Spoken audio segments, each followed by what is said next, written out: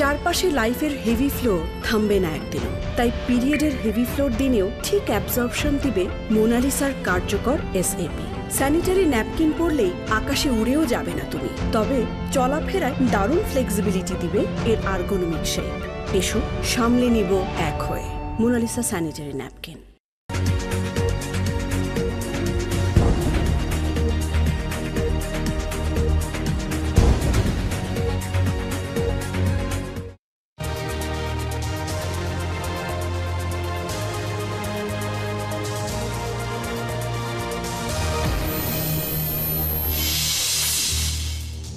Zia orphanage trust দুর্নীতি মামলায় খালেদা জিয়া ও তারেক রহমান সহ সব আসামি খালাস, সাজা দেয়া হয় রাজনৈতিক উদ্দেশ্যে আদালতের পর্যবেক্ষণ। রাষ্ট্র সংস্কারের 4 কমিশনের প্রতিবেদন প্রধান উপদেষ্টার কাছে, বাকি 2 কমিশনের কাজ চলমান, রিপোর্ট জমা দেওয়া হবে এ মাসের শেষের দিকে। ছাগলকাণ্ডের সাবেক এনবিআর সদস্য মতিউর রহমান ও তার স্ত্রী লায়লা কানিজ গ্রেপ্তার, গোয়েন্দা কার্যালয় থেকে বিকেলে নেওয়া হবে আদালতে। খুঁড়িয়ে চলা শিল্প খাতে গ্যাসের দাম বৃদ্ধি মরার উপর খাড়ার খা, পথে বসতে হবে অনেক উদ্যোক্তাকে, উৎপাদনের ধস নামার শঙ্কা গবেষকদের। দক্ষিণ কোরিয়ার অভিশংসিত প্রেসিডেন্ট ইউন সুক ইউল গ্রেপ্তার, ন্যায় বিচার টিকে আছে এখনো, বলছেন বিরোধী রাজনীতিকরা। এবং উইজডেনের বর্ষসেরা ওয়ানডে একাদশে জায়গা করে নিয়েছেন তাসকিন আহমেদ, পেস ইউনিটে তার সঙ্গী পাকিস্তানের Shahin Shah Afridi.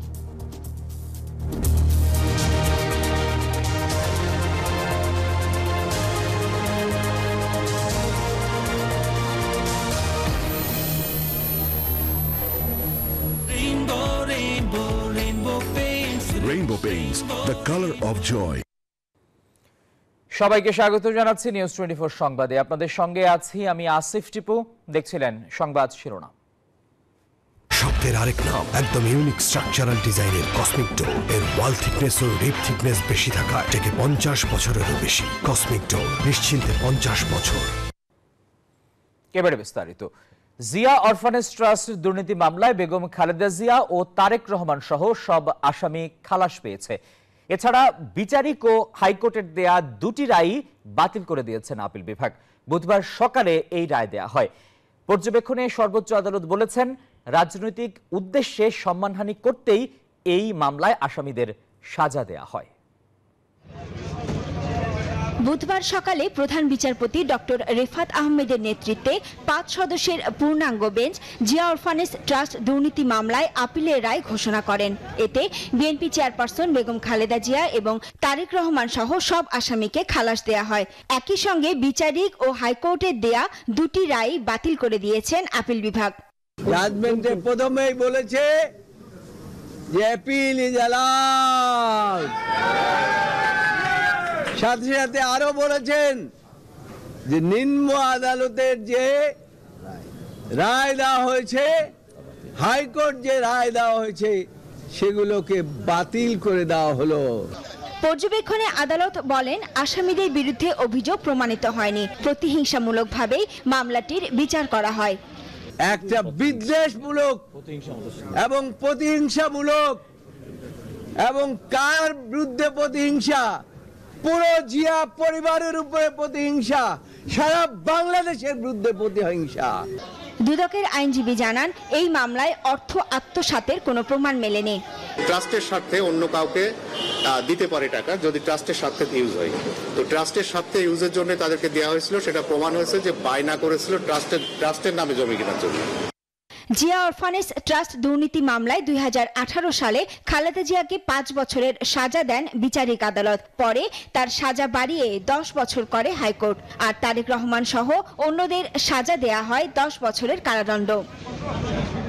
Shafia জাসনা, news 24, Dhaka.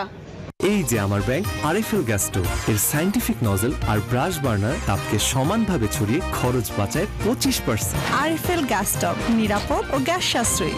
304 food grade stainless স্টিলে তৈরি, যা নিশ্চিত করে জংবিহীন সিঙ্কের আজীবন নিশ্চয়তা।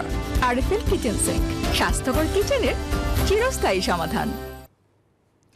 অন্তর্বর্তী সরকারের প্রধান উপদেষ্টা ডক্টর মোহাম্মদ ইউনূসের কাছে পূর্ণাঙ্গ প্রতিবেদন জমা দিয়েছে 4টি সংস্কার কমিশন। বুধবার বেলা 11:15টার দিকে এসব প্রতিবেদন জমা দেওয়া হয়েছে।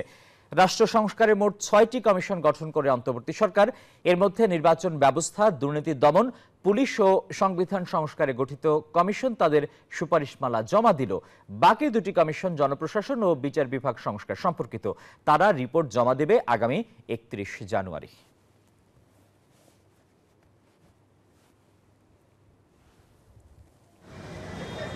বিজলি কেবলস যে কোনো স্থাপনার বৈদ্যুতিক সংযোগকে রাখে নিরাপদ। এর স্ক্রিন কোটেড ইনসুলেশন সম্পূর্ণ ফায়ার রিটার্ডেন্ট, তাই বিজলি কেবলস নিজেই নিজেকে নেভায়। বিজলি কেবলস, নিরাপদ আজীবন। দর্শক, অন্তর্বর্তী সরকারের প্রধান উপদেষ্টা ডক্টর মোহাম্মদ ইউনূসের কাছে রাষ্ট্র সংস্কারে গঠিত 6 কমিশনের মধ্যে আজ পূর্ণাঙ্গ প্রতিবেদন জমা দিয়েছে 4টি কমিশন। এ বিষয়ে সবশেষ তথ্য জানাতে সরাসরি যোগ দিচ্ছেন সহকর্মী মারুফা রহমান। মারুফা, এই যে 4টি কমিটি তাদের প্রস্তাবনা সহ যে প্রতিবেদন জমা দিয়েছে, এর বিষয়বস্তুগুলি কি কি জানতে পেরেছেন কিনা?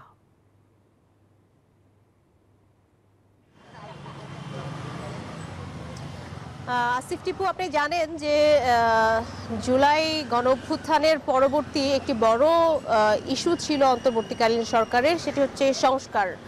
রাষ্ট্র সংস্কারের জন্য তারা 6টি কমিশন করেছে, তার মধ্যে 4টি কমিশন আজকে তাদের চূড়ান্ত প্রতিবেদন দিয়েছে।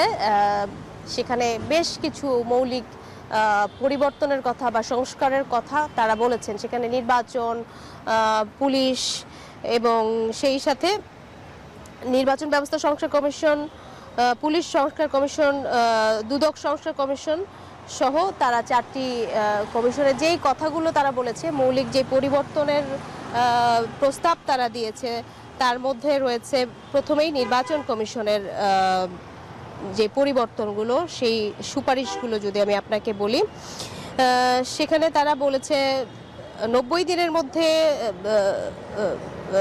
জুলাই অভ্যুত্থান পরবর্তী বাস্তবতায় দাঁড়িয়ে তারা বলেছে যে কমিশনের প্রধান যিনি অধ্যাপক আলী রিয়াজ, তিনি জানিয়েছেন এক ব্যক্তি 2 বারের বেশি প্রধানমন্ত্রিত্ব নয়, 70 অনুচ্ছেদ সংশোধন, রাষ্ট্রপতি এবং প্রধানমন্ত্রীর ক্ষমতায় ভারসাম্য আনা, সাংবিধানিক সংস্থা বাড়ানো, জবাবদিহিতা নিশ্চিত করা, বিচার বিভাগের স্বাধীনতা বাড়ানো সহ সুনির্দিষ্ট বেশ কিছু সুপারিশ তারা এখানে দিয়েছেন। এবং সেই সাথে অবাধ, নিরপেক্ষ এবং সুষ্ঠু নির্বাচন অনুষ্ঠানে একটি কার্যকর ব্যবস্থা গড়ে তোলার লক্ষ্যে একগুচ্ছ সুপারিশ তারা দিয়েছেন। বদিউল আলম মজুমদার এমনটি বলেছে। পুলিশ সংস্কার কমিশনও বেশ কিছু পরিবর্তনের কথা বলেছে, বিশেষ করে প্রশাসনিক পদগুলোতে তারা পরিবর্তনের কথা বলেছে এবং রাজনীতিকরণের আওতামুক্ত থাকার কথা বলেছেন এই বাহিনীকে, এবং সেই সাথে মরণাস্ত্র ব্যবহারে নিষেধাজ্ঞা সহ বেশ কিছু সংস্কারের কথা তারা উল্লেখ করেছেন। এবং এছাড়াও নির্বাচন কমিশনেও এবং দুর্নীতি দমন কমিশনেও বেশ কিছু সংস্কার তারা জমা দিয়েছেন, যার বিস্তারিত আসলে বেলা 3টার সময়ে আমরা সংবাদ সম্মেলনের মধ্য দিয়ে আসলে আনুষ্ঠানিকভাবে জানতে পারবো। মোটামুটি এই ছিল আমার কাছে সর্বশেষ তথ্য। টিপু, মারুফা, আপনাকে ধন্যবাদ। দর্শক, রাষ্ট্র সংস্কার গঠিত 6 কমিশনের মধ্যে আজ পূর্ণাঙ্গ প্রতিবেদন জমা দিয়েছে 4টি কমিটি। সহকর্মী মারুফা রহমান সে খবর আমাদের জানাচ্ছিলেন। যাচ্ছি পরবর্তী সংবাদে। জুলাই আগস্টের আন্দোলনে আইন শৃঙ্খলা বাহিনীর যে সদস্যরা বাড়াবাড়ি করেছেন, গুলি করেছেন, তাদের সবাইকে ধরা হচ্ছে, তদন্ত করে আরও ধরা হবে, জানিয়েছেন স্বরাষ্ট্র উপদেষ্টা জাহাঙ্গীর আলম চৌধুরী। বুধবার খিলগাঁওয়ে আনসার ও গ্রাম প্রতিরক্ষা বাহিনীর সদর দপ্তর পরিদর্শনে যান তিনি। সেখানে তাকে গার্ড অব অনার দেয়া হয়। পরে সাংবাদিকদের সঙ্গে কথা বলেন উপদেষ্টা, জানান ভিডিও ফুটেজ দেখে অনেক পুলিশ সদস্যকে গ্রেপ্তার করা হয়েছে, গ্রেপ্তার কার্যক্রম নিয়মিত চলছে। আনসার ও গ্রাম প্রতিরক্ষা বাহিনীকে নির্বাচনের সময় কাজে লাগাতে আরও দক্ষ করে তোলা হচ্ছে। বাহিনীটিতে নতুন যুক্ত হচ্ছে 1 লাখের বেশি তরুণ, জানান স্বরাষ্ট্র উপদেষ্টা। আর আমার কথা তো শোনা যায় না। যাদের ধরেন ওই ফুটেজ আছে, আছে, তাদের কিন্তু ধরার চেষ্টা করা হচ্ছে। ডেইলি কিন্তু তাদের 2-1 জন করে ধরা পড়তেছে। আপনারা হয়তো জানেন যে মতিউর, যে ছাগল মতিউর, সেও কিন্তু ধরা পড়ছে, তারও কিন্তু এতদিন ধরা যায় না। মানে যে আসে না কেন সবারই কিন্তু আইনের আওতায় আনা হবে। বহুল আলোচিত ছাগল কাণ্ডে জড়িত সাবেক এনবিআর সদস্য মতিউর রহমান ও তার স্ত্রী সাবেক উপজেলা চেয়ারম্যান লায়লা কানিসকে গ্রেপ্তার করা হয়েছে। রাজধানীর ভাটারা থেকে তাদের গ্রেপ্তারের কথা জানিয়েছে ঢাকা মহানগর পুলিশের গোয়েন্দা বিভাগ। বুধবার সকালে একটি খুদে বার্তায় এই তথ্য নিশ্চিত করেছে পুলিশ। গ্রেপ্তারের পর দুজনকেই গোয়েন্দা পুলিশের কার্যালয়ে নেওয়া হয়েছে। যে কোনো সময় তাদের আদালতে তোলা হতে পারে। এই দম্পতির বিরুদ্ধে একাধিক মামলা রয়েছে। সবশেষ গত 6 জানুয়ারি তাদের বিরুদ্ধে 3টি মামলা করে দুদক। 124 কোটি টাকার অবৈধ সম্পদ অর্জন ও সম্পদের তথ্য গোপনের অভিযোগ আনা হয় তাদের বিরুদ্ধে। মামলায় এই দম্পতির ছেলে মেয়েদেরও আসামি করা হয়েছে।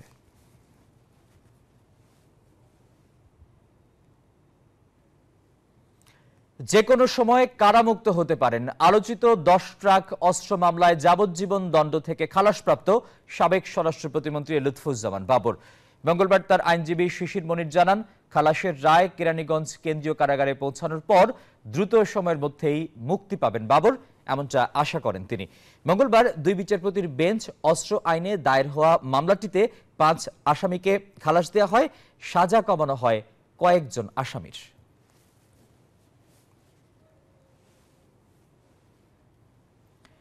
দ্বিগুণ হচ্ছে শিল্প খাতে গ্যাসের দাম। এরই মধ্যে নতুন দরের নীতিগত অনুমোদন দিয়েছে অন্তর্বর্তী সরকারের জ্বালানি বিভাগ।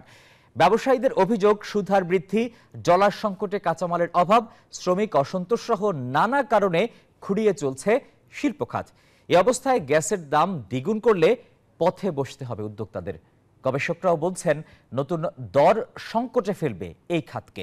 বিস্তারিত রিয়াজ সুমনের বিশেষ রিপোর্টে। ডলার সংকট, আমদানি কড়াকড়ি, সুদের উচ্চ হার, আইন শৃঙ্খলা পরিস্থিতির অবনতি সহ নানা জটিলতায় সময় পার করছে দেশের বিভিন্ন পর্যায়ের শিল্প খাত। আছে বাড়তি দর দিয়েও গ্যাস না পাওয়ার চরম ভোগান্তি। বিদ্যমান এসব সংকটের মধ্যেই নতুন করে শিল্পে গ্যাসের দাম 152% পর্যন্ত বা 2.5 গুণ বাড়ানোর প্রস্তাব দিয়েছে অন্তর্বর্তী সরকারের জ্বালানি বিভাগ। প্রস্তাব অনুসারে নতুন কারখানাগুলোতে বর্তমান দরের চেয়ে 2.5 গুণ বেশি দামে গ্যাস কিনতে হবে। পুরনো শিল্প কারখানায় লোড বাড়াতে চাইলেও গুনতে হবে নতুন মূল্য। তথ্য বলছে, বর্তমানে শিল্প কারখানার গ্রাহকদের প্রতি ঘনমিটার গ্যাস কিনতে হচ্ছে 30 টাকায়, ক্যাপটিভে 30 টাকা 75 পয়সা। বিআরসিতে পেট্রোবাংলার পাঠানো প্রস্তাবে নতুন দাম ধরা হয়েছে 75 টাকা 72 পয়সা। পুরনোদের ক্ষেত্রে যদিও কিছুটা ছাড় থাকছে ওই প্রস্তাবে। গ্যাসের নতুন মূল্য ওনারা বৃদ্ধি করতে চাচ্ছেন বা আমাদেরকে গ্যাস নতুন একটা দামে দিতে চাচ্ছেন। কেন মূল্য বৃদ্ধিটা ঘটছে সেটারও একটা যৌক্তিক ব্যাখ্যা বা কারণ আমাদের সাথে যদি আলোচনা হতো তাহলে হয়তো আমরা উপকৃত হতাম। নিরবচ্ছিন্ন সরবরাহের কথা বলে গেল 2 বছর আগে শিল্পের গ্যাসের দাম 150 থেকে 178% পর্যন্ত বাড়ানো হয়। বাড়তি খরচ করেও সংকট কাটেনি, উল্টো অনেক কারখানা বন্ধ হয়ে গেছে। এই অবস্থায় গ্যাসের মূল্য বাড়ানোর উদ্যোগ শিল্পের জন্য হুমকি বলে মনে করেন উদ্যোক্তারা। একই মার্কেটে আমরা রপ্তানি করি, কিছু ব্যক্তি আমরা 30 টাকার গ্যাস ইউজ করব বা 31.5 টাকার গ্যাস ইউজ করব, আর কিছু ব্যক্তি 70 টাকার গ্যাস ইউজ করবে। ফলে সেখানে কিন্তু একটা আনহেলদি আনফেয়ার কম্পিটিশন হবে। সেই কম্পিটিশনে গিয়ে আন্তর্জাতিক বাজারে টিকে থাকা খুব কঠিন হবে। গবেষক ও জ্বালানি বিশেষজ্ঞরা বলছেন, গ্যাসের উচ্চ মূল্য দিয়েও ব্যবসায়ীরা জ্বালানির নিশ্চয়তা পাবেন কিনা তা নিয়েও আছে শঙ্কা। বর্ধিত মূল্য সরকারকে দেবার মাধ্যমে গ্যাসের সরবরাহ নিশ্চিত করা যাবে না। তার কারণ হলো ব্যবসায়ীরা তাদের বর্ধিত মূল্যটি টাকায় দিলেও বর্ধিত গ্যাসের সরবরাহটি এলএনজি আমদানি করে করতে হবে এবং এলএনজি আমদানির জন্য সরকারের বেশি মাত্রায় ডলার দরকার, টাকা নয়। সুতরাং বর্ধিত টাকা দিয়ে কিন্তু ডলারের সংকট মেটানো যাবে না। এমন করে বিদ্যুৎ এবং জ্বালানি দিতে হবে যাতে করে আমাদের এই যে এক্সপোর্ট ওরিয়েন্টেড ইন্ডাস্ট্রি যেগুলো আছে তারা যেন ক্ষতিগ্রস্ত না হয়, তাদের জন্য কোনো রকমের শর্টফল না হয়। এ বিষয়ে জানতে বাংলাদেশ এনার্জি রেগুলেটরি কমিশন এবং পেট্রোবাংলার কার্যালয়ে গিয়েও কর্তৃপক্ষের কোনো মতামত পাওয়া যায়নি। রিয়াদ সুমন, নিউজ 24, ঢাকা। অবশেষে পদত্যাগ করলেন যুক্তরাজ্যের সিটি মিনিস্টার টিউলিপ সিদ্দিক। তার খালা সাবেক প্রধানমন্ত্রী শেখ হাসিনার ঘনিষ্ঠজনদের কাছ থেকে ফ্ল্যাট উপহার নিয়ে ব্যাপক চাপের মুখে ছিলেন তিনি।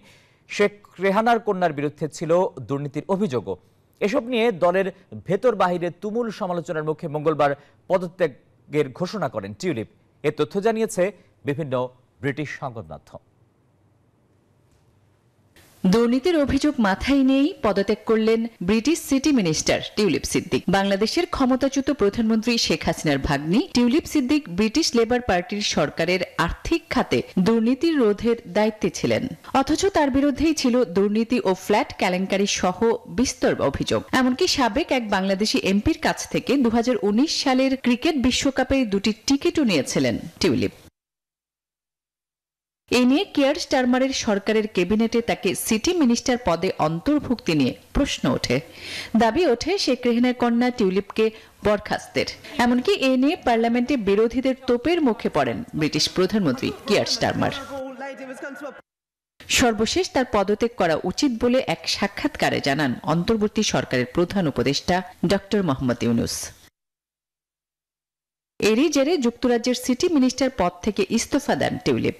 এরই মধ্যে টিউলিপ প্রধানমন্ত্রী কিয়ার স্টারমারের কাছে তার পদত্যাগ পত্র জমা দিয়েছেন। তবে তিনি তার বিরুদ্ধে যে তদন্ত হয়েছে সেখানে মিনিস্ট্রিয়াল ওয়াচডগের উপদেষ্টা লরি ম্যাগনাস তার বিরুদ্ধে মন্ত্রিত্বের নীতি ভঙ্গের কোনো প্রমাণ পাননি বলে দাবি করেছেন বাংলাদেশি বংশোদ্ভূত এই ব্রিটিশ এমপি। তার পদত্যাগপত্র গ্রহণ করে কিয়ার স্টারমার বলেন, বাংলাদেশের সঙ্গে তার পরিবারের সম্পর্কের কারণে মানহানির ঝুঁকির বিষয়ে টিউলিপ আরও সচেতন থাকতে পারতেন। এদিকে পেনশন মন্ত্রী এমা রেনল্ডসকে টিউলিপের স্থলাভিষিক্ত করা হতে পারে বলে জানিয়েছে ব্রিটিশ সংবাদ মাধ্যম। আসমাতুলি, নিউজ 24। টিউলিপ সিদ্দিকের জায়গায় নতুন অর্থনীতি বিষয়ক মিনিস্টার হিসেবে লেবার পার্টির এমপি এমা রেনল্ডসকে নিয়োগ দিয়েছেন যুক্তরাজ্যের প্রধানমন্ত্রী কিয়ার স্টারমার। দুর্নীতির একাধিক অভিযোগে বাংলাদেশে তদন্ত শুরুর পর সমালোচনার মুখে মঙ্গলবার পদত্যাগ করেন টিউলিপ সিদ্দিক। ব্রিটিশ মন্ত্রিসভায় সিটি মিনিস্টার হিসেবে দায়িত্ব পালন করছিলেন তিনি। প্রধানমন্ত্রীর কাছে দেয়া পদত্যাগ পত্রে সব অভিযোগ অস্বীকার করেছেন টিউলিপ।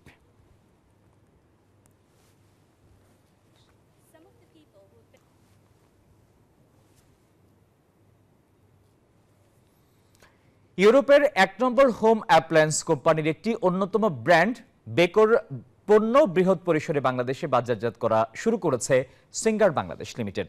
এখন থেকে দেশব্যাপী সকল সিঙ্গার, বেকো স্টার ও সিঙ্গার BD.com থেকে ক্রেতারা বেকো ব্র্যান্ডের পণ্য ক্রয় করতে পারবেন। আপনি কি জানেন বেকো ইউরোপের 1 নম্বর হোম অ্যাপ্লায়েন্স কোম্পানির একটি ব্র্যান্ড? ওয়ার্ল্ড ক্লাস পণ্যগুলো সরাসরি এক্সপেরিয়েন্স করতে চলে আসুন সিঙ্গার বেকো স্টোরে। বেকো এখন পাওয়া যাচ্ছে দেশব্যাপী সকল সিঙ্গার বেকো স্টোর ও সিঙ্গার BD.com এ। Singer Beko. নিউজ 24 সংবাদে সময় হলো একটা বিরতির। আরো খবর নিয়ে ফিরছি, আমাদের সঙ্গেই থাকুন।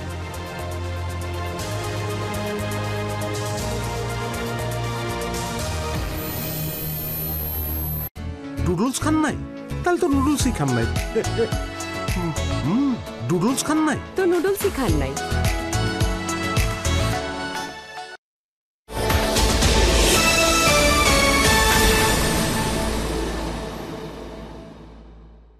আমি সেলফিন ইনস্টল করছি। আপনি যে কোনো অ্যাপ থেকে টাকা পাঠাতে পারবেন। সেলফিন অ্যাপে যে কোনো ব্যাংকিং অ্যাপ থেকে টাকা পাঠানো এবং গ্রহণ করা যায় খুব সহজে। সেলফিন, আগামীর ব্যাংকিং।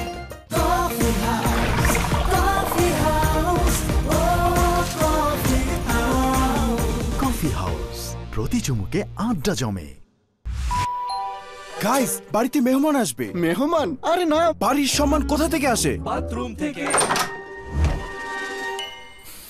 ওয়াও, দারুণ সুবাস। গোদরেজ এয়ার পাওয়ার পকেট, এর পাওয়ার জেল টেকনোলজি বাথরুমকে সুগন্ধে ভরিয়ে রাখে পুরো 30 দিন পর্যন্ত। যদি ঘর কথা বলতে পারতো তাহলে গোদরেজ এয়ারই চাইতো। নতুন Parachute just for baby milky glow, দুধ ও জাফরানের ভরপুর গুণে যা আপনার শিশুকে দেয় স্বাস্থ্যোজ্জ্বল গ্লো। ফেস ক্রিম, ওয়াশ ও লোশন নিয়ে নতুন Parachute just for baby milky glow. ভাই, এটা তো জিপি সিম না যে সবকিছু মিলাইয়া 1 নম্বরটা পাইবেন। একের মধ্যে অনেক, গ্রামীণ ফোনের 1 নম্বর প্ল্যান। চুল পড়া নিয়ে কি করব? এসে গেল নতুন প্যারাশুট অ্যাডভান্সড আমলা হেয়ার অয়েল, যা 90% পর্যন্ত চুল পড়া কমায়। কারণ এতে আছে আমলার সাথে ভিটামিন এর ভরপুর শক্তি, তাও 100 টাকায়। 150 টাকা তেল মাত্র 100 টাকায়? হ্যাঁ, নতুন প্যারাশুট অ্যাডভান্সড আমলা হেয়ার অয়েল। যেন তেন এলইডি সঠিক মাত্রায় লুমেন না দেয় আলো হয় কম, কিন্তু ক্লিক এলইডিতে গোল্ডেন ওয়্যার চিপ থাকায় প্রতি ওয়াটে পাবে 100 লুমেনের নিশ্চয়তা। ক্লিক এলইডি, সবচেয়ে বেশি উজ্জ্বল আলো।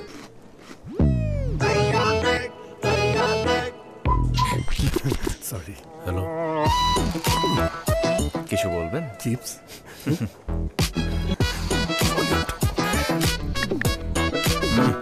বেশি ফাস্ট। বড় ভাই, উকি ঝুঁকি মারার অভ্যাসটা বদলান, 1 নম্বরে আসেন। লিমিটলেস ভিডিও প্যাকে ভিডিও দেখার 1 নম্বর এক্সপেরিয়েন্স। দেয়ালে দাগ নিয়ে নো টেনশন, থাকলে Rainbow Acroplast emulsion. Rainbow paints, the colour of joy. পাওয়া যাচ্ছে রেইনবো পেইন্টসের শোরুমে, অনলাইনে অর্ডার করুন অথবা .com-এ।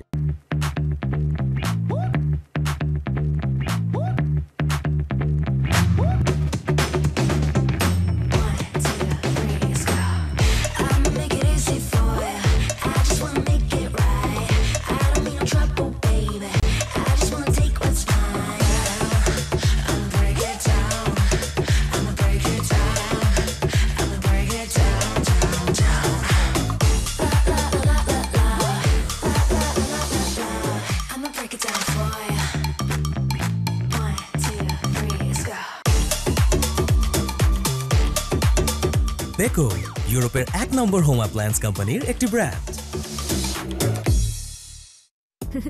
একের মধ্যে অনেক, গ্রামীণ ফোনের 1 নম্বর প্ল্যান। কি লিক নিয়ে চিন্তিত?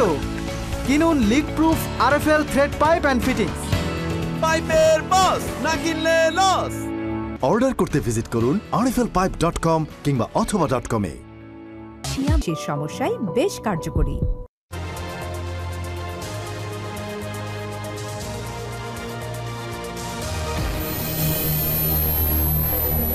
বিরতির পর স্বাগত। আরও একবার দেখছেন নিউজ 24 সংবাদ। লালমনিরহাটের পাটগ্রামের দহগ্রাম সীমান্তের শূন্য রেখায় কাঁটাতারের বেড়ায় এবার বোতল ঝুলিয়ে দিল বিএসএফ।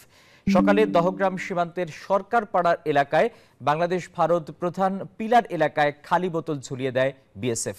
এদিকে 1.5 কিলোমিটার জায়গায় শূন্যরেখা কাঁটাতারের স্থানে ভারী অস্ত্র নিয়ে টহল জোরদার করেছে বিএসএফ। সন্ধ্যার পর একটি উচ্চ ক্ষমতা সম্পন্ন লাইট ব্যবহার করে সার্বক্ষণিক মনিটরিং করছে। এতে নতুন করে আতঙ্কিত হয়ে পড়েছে সীমান্তবাসী। রাতের আধারে বেড়া তুলে নিয়ে যাওয়ার ভয়ে তারা বোতল ঝুলিয়ে দিয়েছে বলে জানিয়েছে 51 বিজিবি অধিনায়ক লেফটেন্যান্ট কর্নেল সেলিম আলতিন।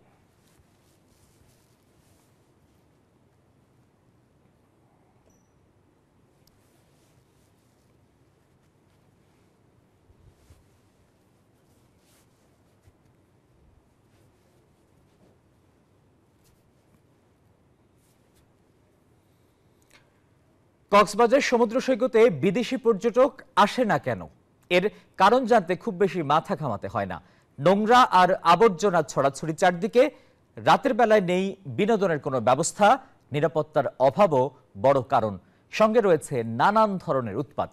সব মিলিয়ে এখনো পর্যটন বান্ধব হয়ে উঠতে পারেনি বিশ্বের সবচেয়ে দীর্ঘ এই সৈকত। নাইমাল জিকোর রিপোর্ট, ক্যামেরায় ছিলেন জহিরুল ইসলাম টুটুল।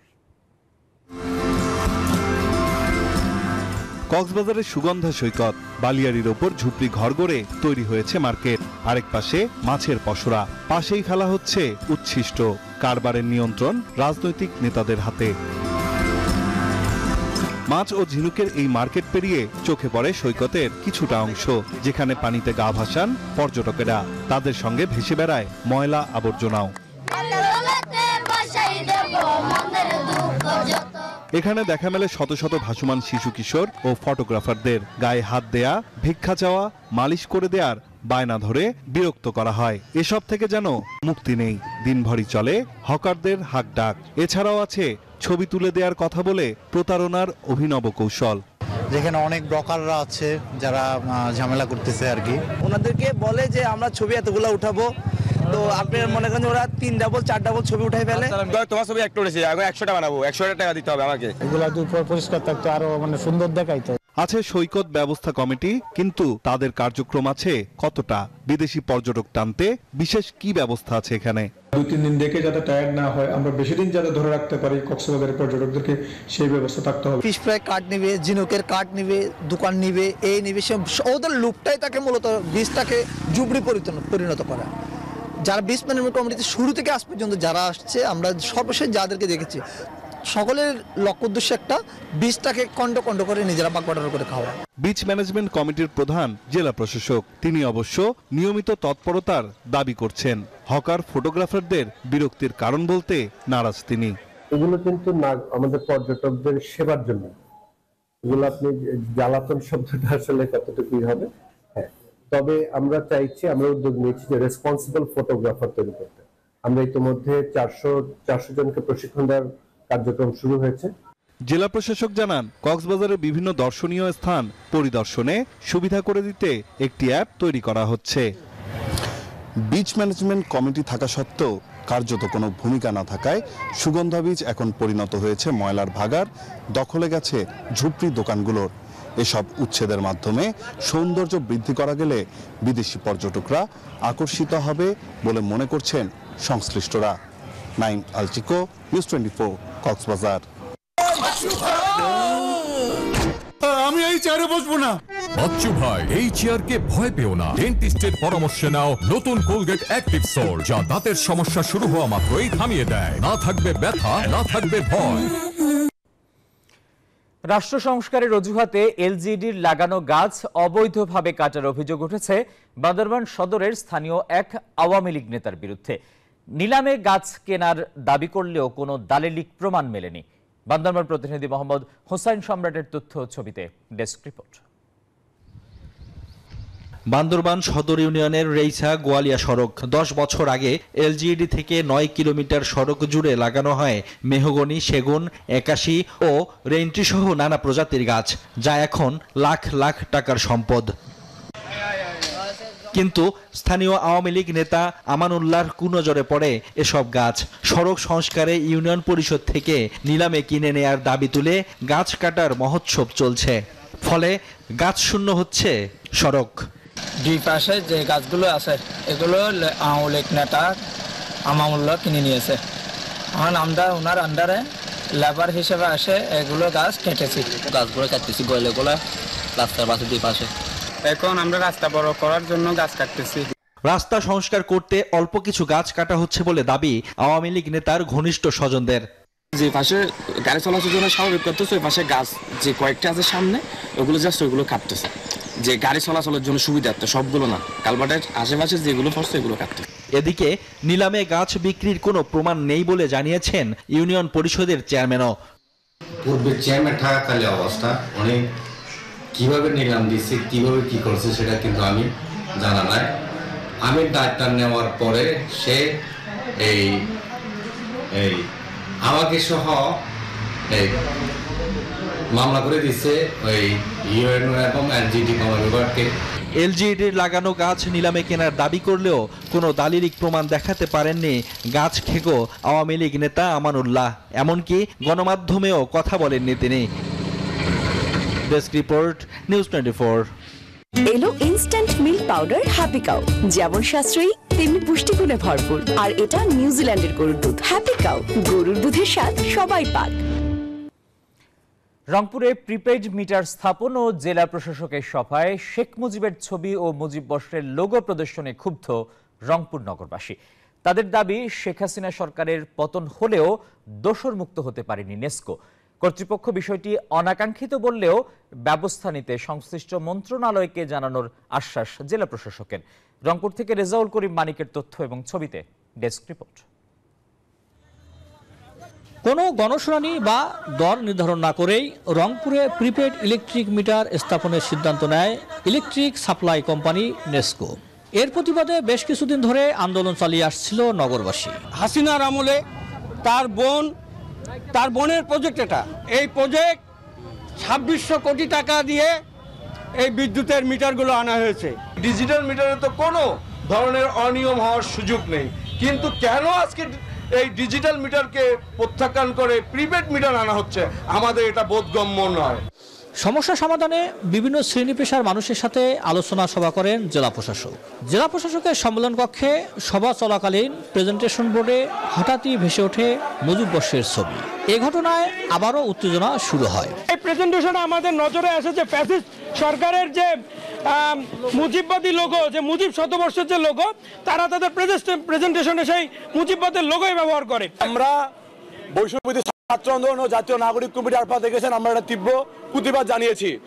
এখনো শেখ মুজিবের ছবি ও মুজিব বর্ষের লোগো ব্যবহার করে মুজিব দর্শনে চলছে নেস্কো, এমনটাই দাবি জনসাধারণের। এর মধ্যে দিয়ে আসলে প্রমাণ হয় যে এখনো এই যে নেস্কো রয়েছে, সেই নেস্কোতে ফ্যাসিস্ট সরকারের যারা প্রেতাত্মা, এই ফ্যাসিস্টের যারা দোসর, তারা এখনো সেখানে যে ঘাপটি মেরে রয়েছে। এদিকে ঘটনাটি অনাকাঙ্ক্ষিত উল্লেখ করে দুঃখ প্রকাশ করেন নেস্কোর এই প্রকৌশলী। আসলে এটা অনাকাঙ্ক্ষিত এবং আমি এর জন্য দুঃখ প্রকাশ করতেছি। আর এটা কি জন্য ঘটলো, এটা আসলে তদন্তাধীন বিষয়। কেউ উদ্দেশ্য প্রণোদিতভাবে এমন কাণ্ড ঘটাতে পারে বলে দাবি জেলা প্রশাসকের। তবে ব্যবস্থা নিতে সংশ্লিষ্ট মন্ত্রণালয়ের কাছে পত্র পাঠানোর আশ্বাস দেন তিনি। সেটা একেবারে অগ্রহণযোগ্য এবং আমরা সাথে সাথে জেলা প্রশাসন সহ আমাদের স্থানীয় যারা সকলে ছিলেন, বৈষম্যবিরোধী ছাত্র আন্দোলনের নেতৃত্ববৃন্দ, নাগরিক কমিটির নেতৃবৃন্দ, আপমর জনসাধারণ এবং সম্মানিত সাংবাদিকবৃন্দ, সকলে কিন্তু আমরা একযোগে এটার প্রতি প্রতিরোধ করেছি। গত বছরের 22 ডিসেম্বর প্রিপেড মিটার স্থাপনের কাজ শুরু হয়। 27 ডিসেম্বর থেকে শুরু হয় আন্দোলন। রেজাউল করিম মানিক, নিউজ 24, রংপুর। 1.5 মাসে ধান চাল সংগ্রহের লক্ষ্যমাত্রার 1% পূরণ হয়নি যশোরের সরকারি খাদ্য গুদামে। বাজারে বেশি দাম পাওয়ায় গুদামে ধান ও চাল বিক্রি করতে চান না কৃষক। একই চিত্র নওগাঁতেও বিক্রির জটিল প্রক্রিয়া আর কম দাম পাওয়ায় বাজারে বিক্রিতে আগ্রহী কৃষক। ফলে আমন মৌসুমে জেলায় সংগ্রহের লক্ষ্যমাত্রা পূরণ নিয়ে শঙ্কা দেখা দিয়েছে। বুলবুল শহীদ খান হিমেল এবং বাবুল আক্তার নানার তথ্য এবং ছবিতে ডেস্ক রিপোর্ট। চলতি আমন মৌসুমে যশোরের ৮ উপজেলা থেকে সরকারি খাদ্য গুদামে ধান সংগ্রহের লক্ষ্যমাত্রা ধরা হয় ৯,৭১৯ মেট্রিক টন। অথচ গত ১৭ নভেম্বর থেকে এখন পর্যন্ত সংগ্রহ হয়েছে মাত্র ২,৪০০ মেট্রিক টন। একই দৃশ্য নওগাঁরও। লক্ষ্যমাত্রার সিংহভাগই পূরণ হয়নি সেখানে। চাষিরা বলছেন, একে তো দাম পান কম, তার উপর আর্দ্রতা যাচাই সহ নানা ঝামেলা পোহাতে হয় সরকারি খাদ্য গুদামে। তাই বাজারে বেশি দামে ঝামেলাহীনভাবে ধান বিক্রিতে আগ্রহ তাদের। আমরা ঠিক মতো দাম পাই না, তো সেই জন্য আমরা দিইনি। সার তেল এসে হবে দাম, তাতে মনে করেন আমাকে ধান সরকারি খাতে দিলি মনে করেন দাম একটু রেট কম দেয়। জিনিসপত্র সব খরচ বেশি, পাটের দাম বেশি, গাড়ি হালবা বেশি, তাহলে কিসের দাম বাড়ে, কেউ তো লাভ পারছে না, কত ধান দেখাও নাই। আগ্রহ নেই মিল মালিকদেরও। স্থানীয় বাজারের চেয়ে খাদ্য গুদামে চাল বিক্রি করতে হচ্ছে কেজিতে 5 টাকা কমে, ফলে আগ্রহ হারাচ্ছেন তারা। আমাদের এক গাড়ি চাল গভর্নমেন্টের দিতে গেলে এখন প্রায় 1 লক্ষ টাকার ডেমারেজ দেওয়া লাগে, যেটা আছে যে 20 টনের এগেইনস্টে। যে দামে আমরা ধান কেনাকাটা করছি, মিলি বানায় সরকারি গোডাউনে দেওয়ার মতো পরিবেশ নেই। তবে সরকারি খাদ্য গুদামে সরবরাহ বৃদ্ধি করতে বিভিন্ন পদক্ষেপ নেওয়ার কথা জানালেন জেলা খাদ্য কর্মকর্তা। মহিলারা চাল কম বেশি করে দিচ্ছেন। সংগ্রহের লক্ষ্যমাত্রা আমাদের এ পর্যন্ত প্রায় 48% সম্পন্ন হয়েছে।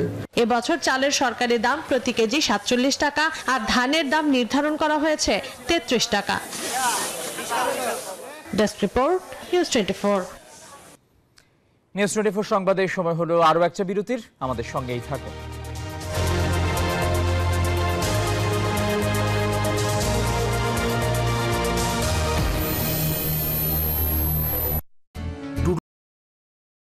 ছাড়া নতুন ফ্রি নুন।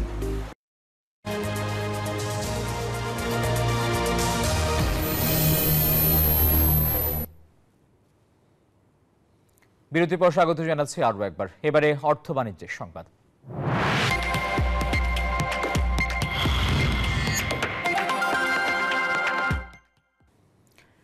প্রতিবারের ন্যায় এবারও শরীয়তপুরের মনোহর বাজারে বসেছে ঐতিহ্যবাহী জোড় মাছের মেলা। পৌষের শেষ ও মাঘের শুরুতে হওয়া এই মেলাটির বয়স অন্তত 200 বছর। মেলা আয়োজনের প্রথম দিকে শুধু হিন্দু সম্প্রদায়ের প্রাধান্য থাকলেও এখন হিন্দু মুসলিম উভয় সম্প্রদায়ের মানুষের সম্প্রীতির বন্ধন এই মেলা।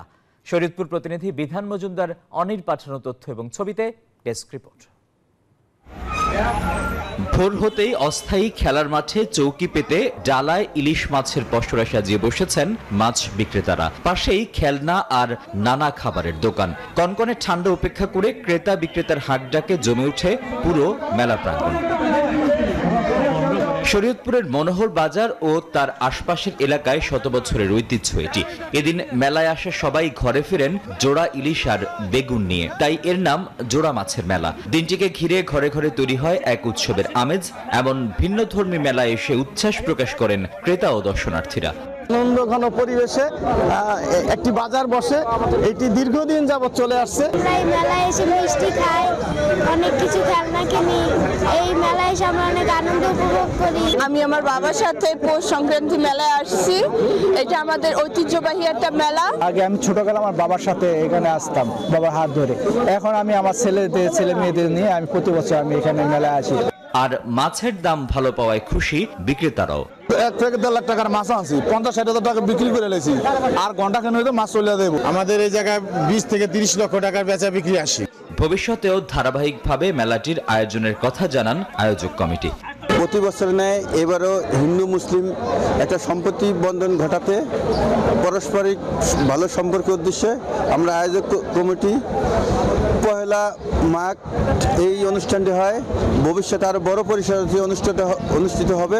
মেলার মাধ্যমে হিন্দু মুসলিম সম্প্রীতির বন্ধন আরো মজবুত হয়। মেলাটি টিকিয়ে রাখতে সকলের সহযোগিতার আহ্বান সংশ্লিষ্টদের। Desk report, news 24। এবারে আন্তর্জাতিক প্রসঙ্গ।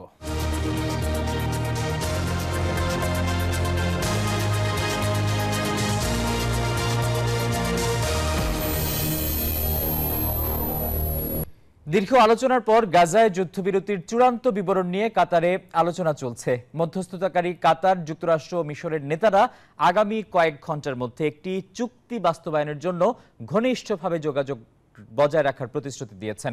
যুদ্ধবিরতি আলোচনার মধ্যেও গাজায় আগ্রাসন চালিয়ে যাচ্ছে ইসরায়েলি বাহিনী। উপত্যকাটিতে নতুন করে প্রাণহানি হয়েছে ৩৮ জন ফিলিস্তিনির। জাতিসংঘের মানবিক বিষয়ক সমন্বয় কার্যালয় জানিয়েছে, গাজা উপত্যকায় যুদ্ধ অব্যাহত থাকায় ওই অঞ্চলের ফিলিস্তিনিরা উল্লেখযোগ্য বিপদের মুখোমুখি হচ্ছে।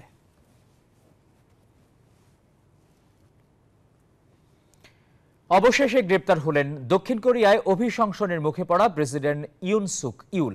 নিরাপত্তা কর্মী এবং সমর্থকদের সাথে ঘণ্টাব্যাপী সংঘর্ষের পর দ্বিতীয় দফার চেষ্টায় তাকে গ্রেপ্তার করা হলো।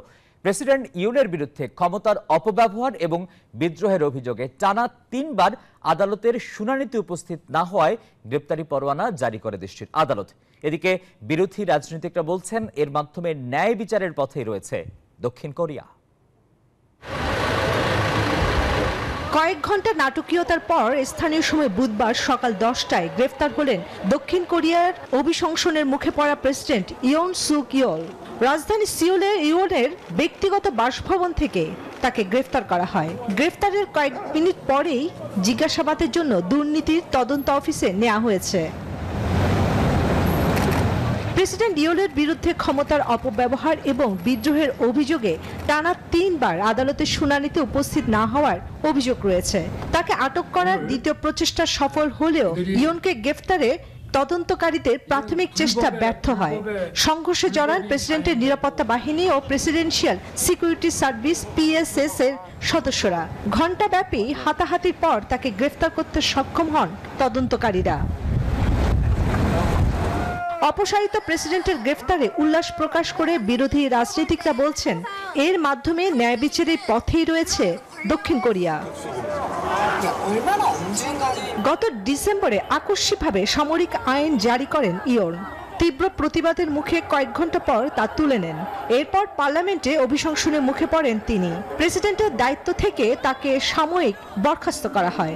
রাষ্ট্রদ্রোহ ও ক্ষমতার অপব্যবহারের অভিযোগে তার বিরুদ্ধে ফৌজদারি তদন্ত শুরু হয়। মঙ্গলবার এর শুনানি ছিল, তবে তিনি তাতে হাজির হননি। চন্দ্রা, নিউজ 24। সংবাদের সময় হলো আরো একটা বিরতির, আমাদের সঙ্গেই থাকুন।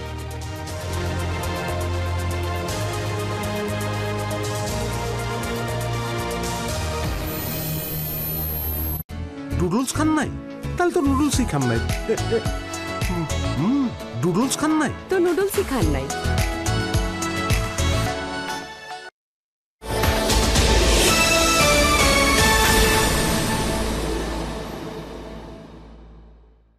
এই তোর সাথে কই? ওসব তো মাত্র বাসা দিয়ে গেল টাকা লয়া। তোর একেবারে ব্যাকডেটেড পাইছাস যে প্রতিদিন তোকে পিছু পিছু আমি লড়ামো। সেলফির নামাইছি প্রতি মাসের 1 তারিখ আমি মানে রিকোয়েস্ট পাঠায় দেবো, ওস্তাদের কবি অ্যাকসেপ্ট করে দিতে। সেলফিন অ্যাপের মাধ্যমে যে কোনো প্রয়োজনে মানি রিকোয়েস্ট পাঠান আপনার পরিচিত জনের কাছে যতবার খুশি। সেলফিন, আগামীর ব্যাংকিং। তোরে আমি বাড়ি ভাড়ার টাকা দিছি কবে?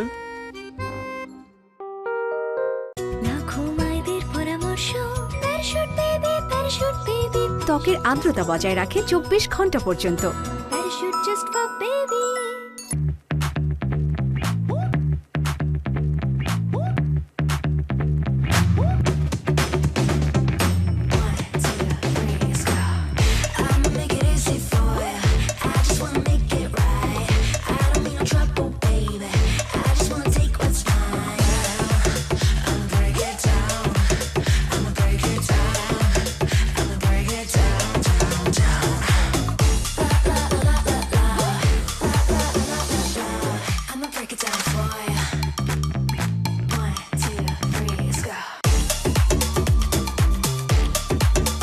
বেকো ইউরোপের 1 নম্বর হোম অ্যাপ্লায়েন্স কোম্পানির একটি ব্র্যান্ড।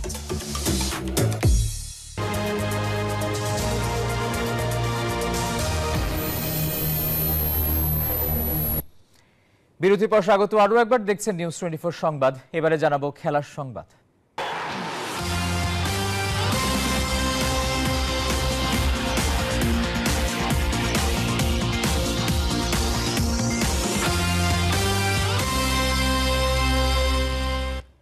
উইজডেনের বর্ষসেরা ওয়ানডে একাদশে জায়গা পেয়েছেন tiger pacer Taskin Ahmed. Pace ইউনিটে তার সঙ্গে জায়গা পেয়েছেন পাকিস্তানের শাহিন শাহ আফ্রিদি। গত বছর ওয়ানডেতে বাংলাদেশ খেলেছে মাত্র 9 ম্যাচ। এর মধ্যে তাসকিন 7 ম্যাচে মাঠে নেমে 23.9 গড়ে 14 উইকেট শিকার করেন আর 5.3 ইকোনমিতে বল করেছেন এই স্পিড স্টার। এতেই ক্রিকেটের বাইবেল খ্যাত উইজডেনের বর্ষসেরা ওয়ানডে একাদশে জায়গা করে নেন তাসকিন। এই বেস্ট 11-এ সর্বোচ্চ 3 জন আছে শ্রীলঙ্কার, পাকিস্তান, ওয়েস্ট ইন্ডিজ ও আফগানিস্তানের 2 জন করে থাকলেও জায়গা হয়নি ভারত, অস্ট্রেলিয়ার কোনো ক্রিকেটারের।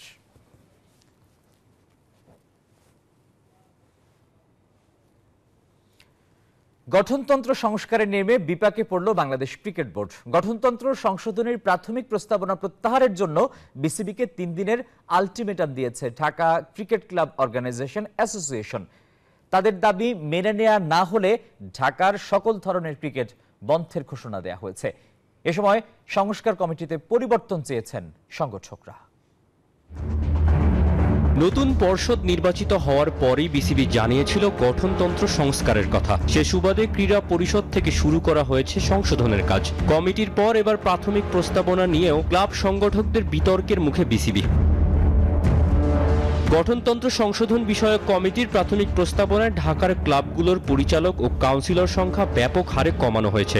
আগের 25 জন পরিচালকের পদ কমে হচ্ছে 21, যেখানে বিভাগ, জেলা, ক্রীড়া পরিষদ ও ইনস্টিটিউশনারি 17 জন, আর ঢাকার ক্লাব থেকে থাকবেন 4 জন। তাতে সরকারের প্রভাব বেড়ে যাবে বোর্ডে, কমে আসবে ক্লাব সংগঠকদের। প্রস্তাবিত গঠনতন্ত্রে আমাদেরকে অপমান করা হয়েছে। এটা যদি তারা আগামী 3 দিনের ভিতরে একটি সদুত্তর না দেয় তাহলে আমাদের সমস্ত ক্লাবগুলি কিন্তু খেলা থেকে বিরত থাকবে। আগামী 72 ঘন্টার মধ্যে এই সংশোধনী প্রস্তাবনা বাতিলের আলটিমেটাম দিয়েছে Dhaka cricket club organisation association. এমনটা না হলে ঢাকার সব লিগ বয়কটের ঘোষণা দিয়েছেন ক্লাব সংগঠকরা। এই প্রক্রিয়াটা যদি স্টপ হয়ে যায় তাহলে আমরা ধরে নেন আমরা 12 জনে আছি। এই গঠনতন্ত্র অ্যামেন্ডমেন্ট কমিটিটাও পরিবর্তন চাই আমরা। গঠনতন্ত্র সংশোধন বিষয়ক কমিটি এখনো পরিচালনা পর্ষদের কাছে প্রতিবেদন পেশ করেনি। তাই আগামী 3 দিনের মধ্যে খসড়া বাতিল করে বিসিবি সভাপতির সাথে বৈঠকে বসতে চান ঢাকার ক্লাব সংগঠকরা। তৌসিফুল হাসান, নিউজ 24। আর এই ছিল নিউজ 24 সংবাদের এখনকার আয়োজন। আরো সংবাদ ও বিশ্লেষণ জানতে ভিজিট করুন news24bd.tv। সবাইকে ধন্যবাদ।